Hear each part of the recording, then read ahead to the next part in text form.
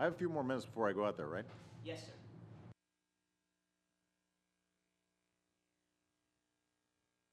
Could someone back there please turn off the president's mic? I think the president's mic is hot. Please turn it off. Thank you. Thank you. Great. I got to get warmed up. I'm so in love. God, I totally had that. Seriously, guys, what am I doing here? I'm the President of the United States, and I'm opening for Jimmy Kimmel? I have the nuclear codes. Why am I telling knock-knock jokes to Kim Kardashian? Why is she famous anyway? That's it. Next year, we send Biden. No, you're right. That's way too risky. Wow, look at my hair. I really went gray. Do you think anybody would notice if I just went a little darker? Right now, I'm like a 5 on the Just for Men scale. I think I could go to 6 and nobody'd notice. Is the teleprompter working? Are you kidding? What do you expect me to do out there? I literally have no idea what I'm saying tonight. Man, I could really use a cigarette right now. Okay, I'm going. God forbid we keep Chuck Todd and the cast of Glee waiting. Ladies and gentlemen, please welcome the President of the United States.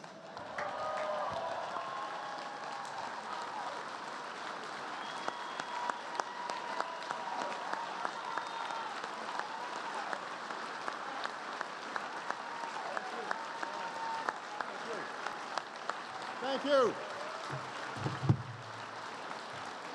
Good evening, everybody. Good evening. I could not be more thrilled to be here tonight at the White House Correspondents' Dinner. It's a great crowd. They're already laughing. It's terrific. Chuck Todd, love you, brother. I'm delighted to see some of the cast members of Glee are here. And Jimmy Kimmel. It's an honor, man.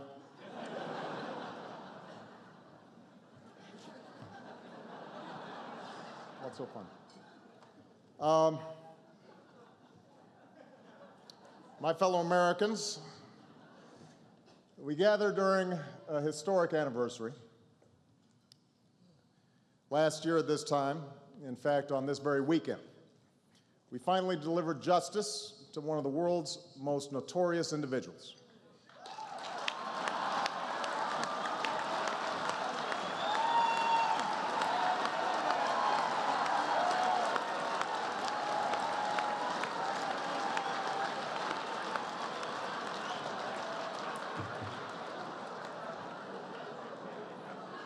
Now this year, we gather in the midst of a heated election season, and Axelrod tells me I should never miss a chance to reintroduce myself to the American people. So tonight, this is how I'd like to begin. My name is Barack Obama. My mother was born in Kansas. My father was born in Kenya. And I was born, of course, in Hawaii.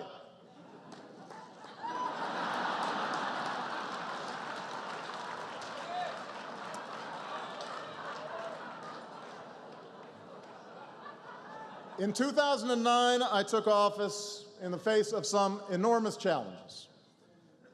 Now, some have said I blame too many problems on my predecessor, but let's not forget that's a practice that was initiated by George W. Bush.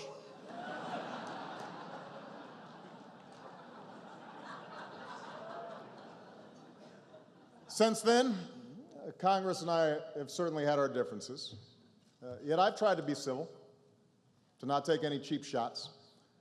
And that's why I want to especially thank all the members who took a break from their exhausting schedule of not passing any laws to be here tonight. Let's give them a big round of applause.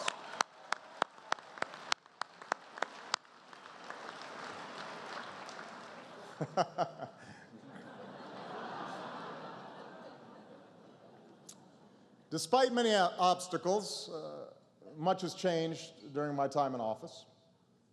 4 years ago, I was locked in a brutal primary battle with Hillary Clinton. 4 years later, she won't stop drunk texting me from Cartagena.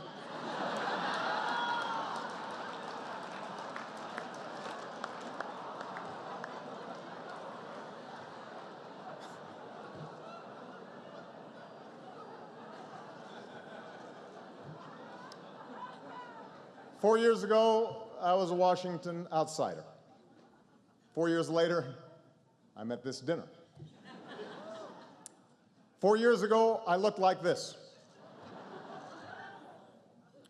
Today, I look like this. And 4 years from now, I will look like this.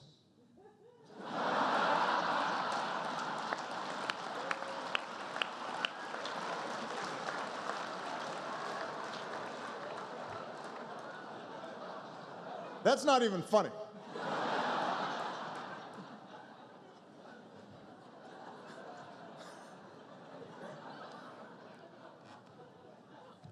Anyway, it's great to be here this evening in the vast, magnificent Hilton Ballroom, or what Mitt Romney would call a little fixer-upper.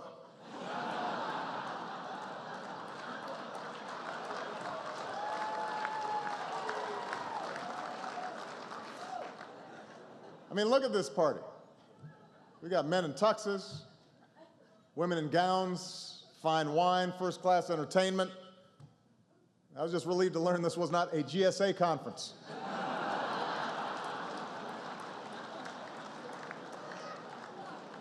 Unbelievable. Not even the mind reader knew what they were thinking.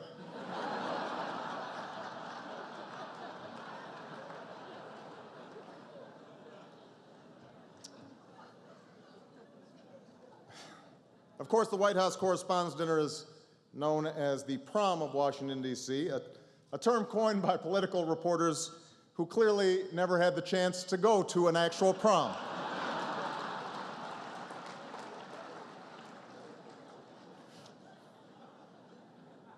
Our chaperone for the evening is Jimmy Kimmel.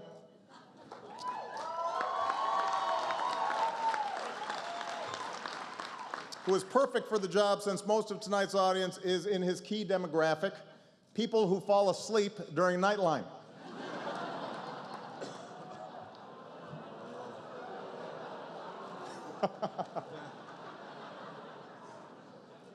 Jimmy got his start years ago on The Man Show. In Washington, that's what we call a congressional hearing on contraception.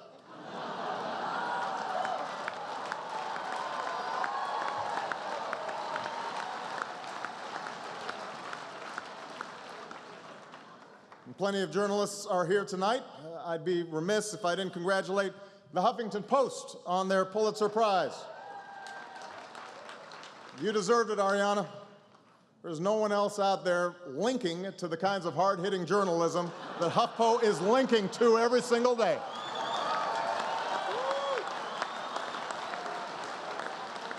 Give them a round of applause.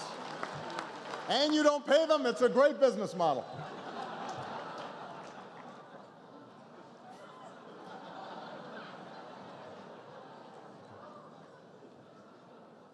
Even Sarah Palin's getting back into the game, guest hosting on the Today Show, which reminds me of an old saying. What's the difference between a hockey mom and a pit bull?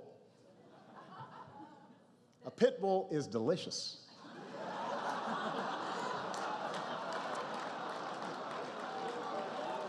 A little soy sauce.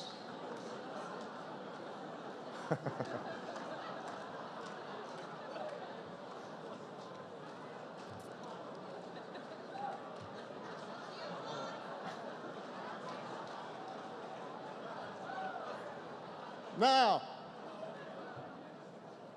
I know at this point many of you are expecting me to go after my likely opponent, Newt Gingrich. Newt, there's still time, man.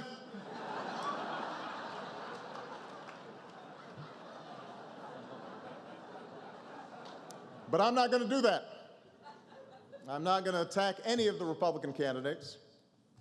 Take Mitt Romney. He and I actually have a lot in common. We both think of our wives as our better halves.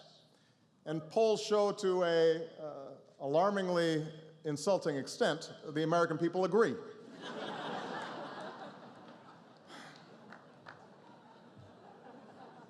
We also both have degrees from Harvard. I have one. He has two. What a snob.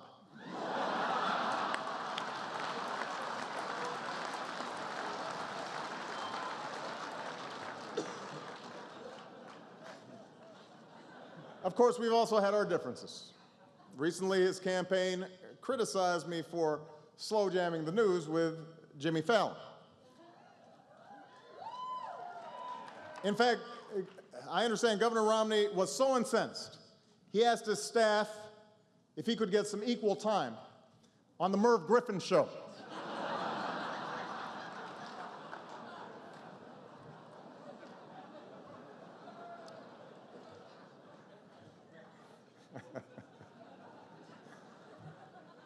Still, I guess Governor Romney is feeling pretty good about things because he took a few hours off the other day to see The Hunger Games. Some of you have seen it. It's a movie about people who court wealthy sponsors and then brutally savage each other until only one contestant is left standing. I'm sure this was a really great change of pace for him.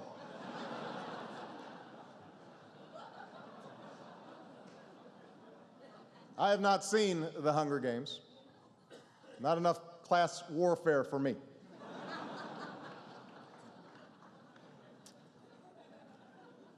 Of course, I know everybody's predicting a nasty election, and thankfully, we've all agreed that families are off limits. Dogs, however, are apparently fair game. And while both campaigns have had some fun with this, the other day I saw a new ad from one of these outside groups that, frankly, I think crossed the line. I know Governor Romney says he has no control over what his super PACs do, but can we show the ad real quick? Back in 1983, you took your Irish setter, Seamus, on a 12-hour road trip tied to the roof of your car in a kennel. He climbed up there regularly, enjoyed himself. My guess is he liked it a lot better in his kennel than he would have liked it inside. Finally, a candidate with the courage to fight for a dog's freedom to feel the wind in his fur. But what about Barack Obama? Under his failed leadership, man's best friend has been forced into government-controlled automobiles. Just imagine the European-style dog socialism Obama has planned for the next 4 years. More government handouts.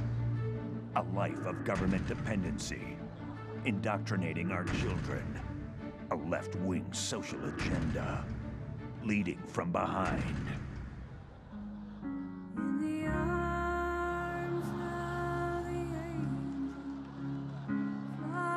America's dogs can't afford 4 more years of Obama. For them, that's 28 years. Our dogs need leadership now. Who let the dogs out? Who? This guy.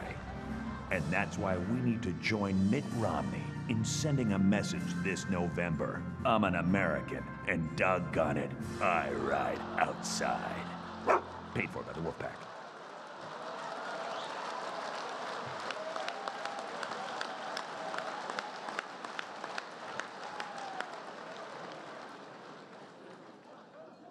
That's pretty rough. But I can take it, because my stepfather always told me it's a boy-dog world out there.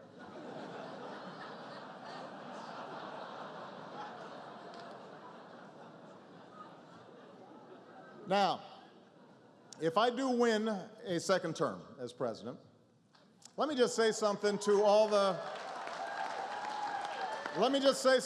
my conspiracy-oriented friends on the right who think I'm planning to unleash some secret agenda. You're absolutely right. So allow me to close with a quick preview of the secret agenda you can expect in a second Obama administration. In my first term, I sang Al Green. In my second term, I'm going with young Jeezy. Michelle said, yeah. I sing that to her sometime.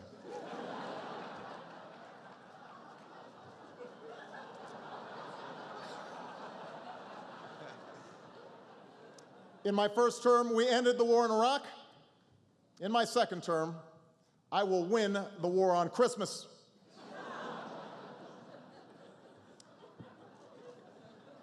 In my first term, we repealed the policy known as Don't Ask, Don't Tell. Wait though, in my second term, we will replace it with a policy known as It's Raining Men.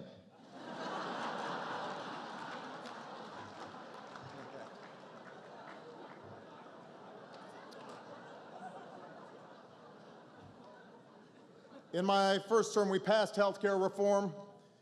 In my second term, I guess I'll pass it again.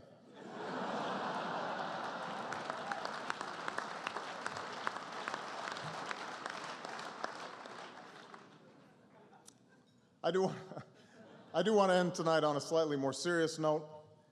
Whoever takes the oath of office next January will face some great challenges, but he will also inherit traditions that make us greater than the challenges we face.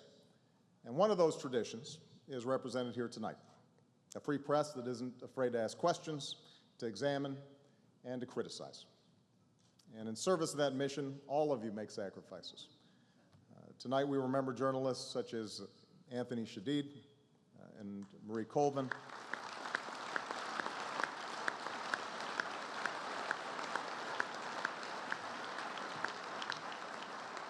Who made the ultimate sacrifice as they sought to shine a light on some of the most important stories of our time. So whether you are a blogger or a broadcaster, whether you take on powerful interests here at home or put yourself in harm's way overseas, I have the greatest respect and admiration for what you do. I know sometimes you like to give me a hard time, and I certainly like to return the favor. But I never forget that our country depends on you. You help protect our freedom, our democracy, and our way of life. And just to set the record straight, I really do enjoy attending these dinners. In fact, I had a lot more material prepared, but I have to get the Secret Service home in time for their new curfew. Thank you very much, everybody. Thank you.